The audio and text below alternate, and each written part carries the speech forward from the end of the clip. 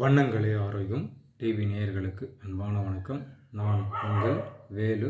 இன்றைய நிகழ்ச்சியில் protein deficiency, புரதச்சத்து குறைபாட்டினால் நமக்கு என்னென்ன மாதிரி பாதிப்புகள் ஏற்படும் அதை பற்றி பார்க்கலாம்.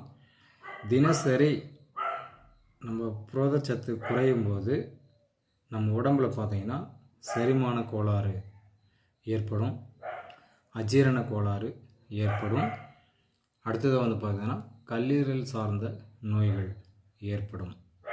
அடுத்தது தசைகள் ரொம்ப பலகீனமாகும்.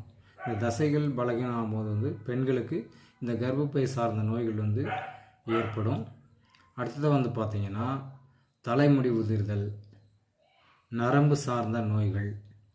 அடுத்தது பார்த்திங்கன்னா தோலில் ஏற்படக்கூடிய அனைத்து விதமான நோய்கள். அடுத்தது நகம் உடைஞ்சி போயிடுறது, இல்லை கருப்பாயிடுறது, இந்த மாதிரி பிரச்சனைகள்.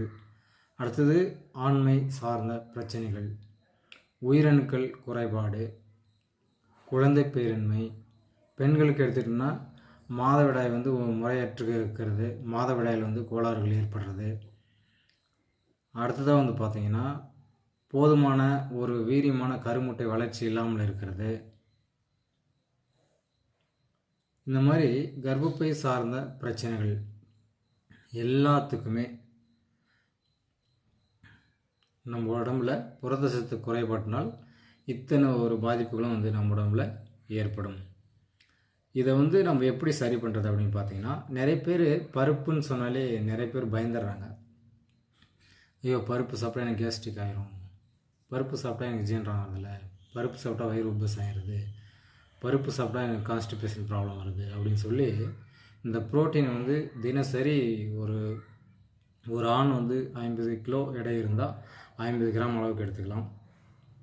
பெண்கள் 50 கிராம் எடை இருந்தால் ஒரு 60 கிராம் புரோட்டீன் எடுத்துக்கலாம் தினசரி ரெகுலராக. அதிகமாக கடின உழைப்பு இருக்கிறவங்க ஒரு 75 கிராம் கூட எடுத்துக்கலாம். இந்த மாதிரி சரியான அளவில் புரோட்டீன் தினசரி எடுக்கும்போது நம்ம உடம்புக்கு தேவையான தசைகள் பலம், மூளையினுடைய பலம், இதயத்தினுடைய பலம், நரம்புகளினுடைய பலம், கல்லீரலினுடைய செயல்பாடு சிறப்பாக செயல்படுறது, நரம்புகள் சார்ந்த பிரச்சனைகள் இல்லாமல் இருப்பது, இது மாதிரி பல்வேறு விதமான பிரச்சனைகள் வராமல் நமக்கு பாதுகாக்கக்கூடிய ஒரு தன்மை இந்த புரதச்சத்து நம்ம தினசரி போதுமான அளவு எடுத்துக்கும் போது ஏற்படுகிறது.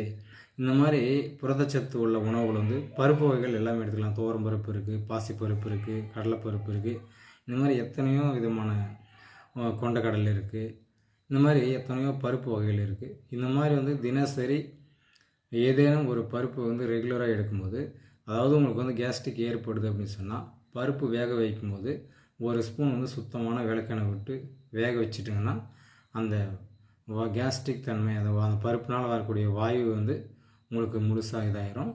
அடுத்தது பார்த்திங்கன்னா அப்படி இல்லை அப்படின்னாக்க பருப்பு மட்டும் அரிசியோடு போட்டு பருப்பு அப்படியே பருப்பு சாதம் மாதிரி அப்படியே சாப்பிட்லாம். இல்லையா இந்த பருப்பு வேக வச்சு அதோட சுத்தமான பசு நெய் சேர்த்து சாப்பிடும்போது இந்த கேஸ்ட்ரிக் தன்மை முழுசாக நீங்கி உடலுக்கு நல்ல ஒரு ஆற்றலாக கன்வெர்ட் ஆகும். இந்த நல்ல விஷயத்தை நீங்களும் பயன்படுத்தி பாருங்கள், மற்றவங்களுக்கும் ஷேர் பண்ணுங்கள். மறக்காமல் வண்ணங்களே ஆரோக்கியம் டிவியை சப்ஸ்கிரைப் பண்ணுங்கள். நன்றி.